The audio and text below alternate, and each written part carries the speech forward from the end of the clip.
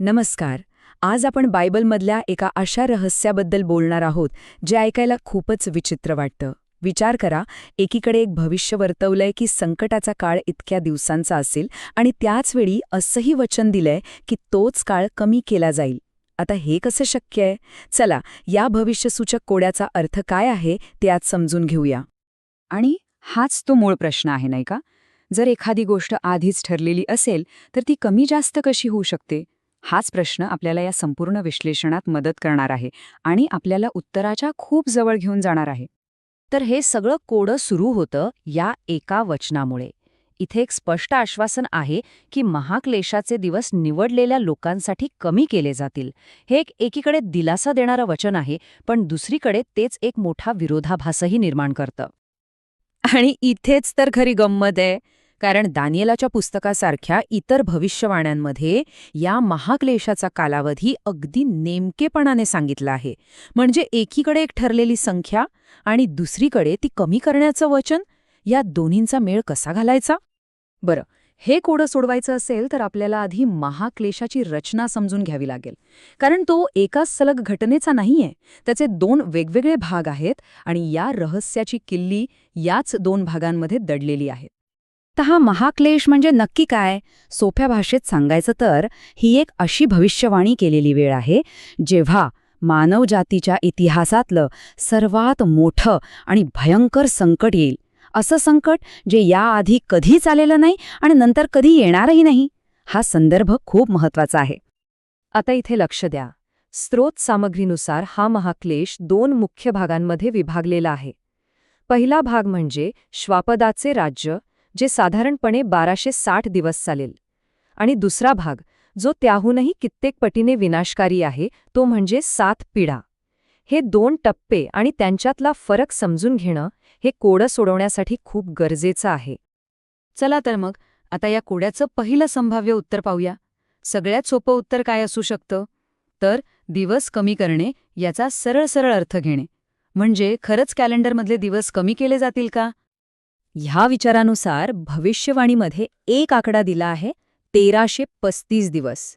असं सांगितलंय की संतांना आशीर्वाद मिळवण्यासाठी जास्तीत जास्त इतके दिवस धीर धरावा लागेल. ही एक प्रकारची कमाल मर्यादा आहे. आणि म्हणूनच या पहिल्या शक्यतेनुसार भविष्यवाणी पूर्ण होते, कारण संकटाचे एकूण दिवसच कमी केले जातात. म्हणजे 1335 दिवसांऐवजी ते संकट फक्त 1290 दिवसच टिकतं. सरळ सरळ 45 दिवसांची घट. हे अगदी सोपं आणि सरळ गणित वाटतं. पण थांबा, जर याचा अर्थ वेळेबद्दल नसेलच तर?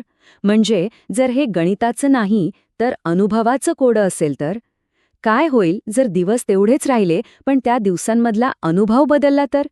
चला, ही दुसरी शक्यता पाहूया. हे समजून घेण्यासाठी आपल्याला त्या दोन टप्प्यांमधला फरक बघावा लागेल. आणि तो फरक खूप मोठा आहे. श्वापदाच्या राज्यांमध्ये तीव्र छळ आहे, जो पृथ्वीच्या एका भागावर परिणाम करेल. पण 7 पिढ्यांमध्ये पृथ्वीचा जवळजवळ संपूर्ण विनाश सांगितला आहे. दुसरा टप्पा इतका भयंकर आहे की त्याची कल्पनाही करणं कठीण आहे.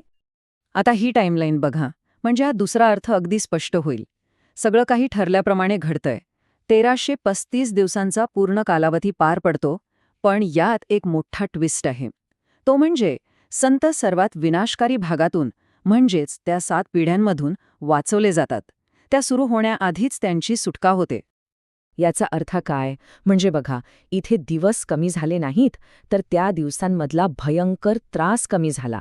कालमर्यादा 1335 दिवसांचीच राहिली, पण निवडलेल्या लोकांना त्यातील सर्वात वाईट अनुभवाला सामोरं जावं लागलं नाही.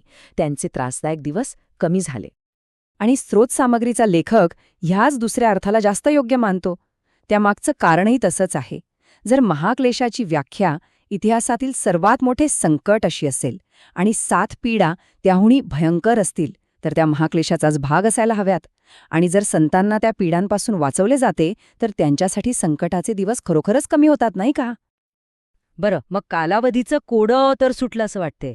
पण गंमत म्हणजे एका प्रश्नाचं उत्तर मिळाल्यावर दुसरा, त्याहून मोठा प्रश्न समोर उभा राहतो. एक रहस्य उघडलं, पण त्यामुळे एका नव्या रहस्याचा जन्म झाला. तर आपल्याला काय माहीत आहे आणि काय माहीत नाही, आपल्याला हे माहीत आहे की संकटाचा कालावधी जास्तीत जास्त 1335 दिवसांचा असेल.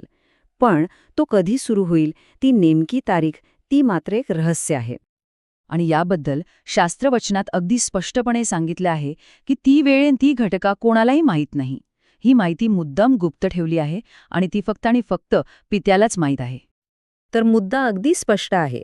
संकटाचा कालावधी, त्याची लांबी आपल्याला सांगितली आहे, पण त्याची सुरुवात ती एक दैवी रहस्य आहे. आणि हा विचार आपल्याला एका मोठ्या प्रश्नावर आणून सोडतो. जर परीक्षेचा कालावधी माहीत असेल, पण ती कधीच सुरू होईल हेच माहीत नसेल, तर मग तयारी नक्की करायची तरी कशाची? हा एक असा प्रश्न आहे जो प्रत्येकाने स्वतःला विचारला पाहिजे.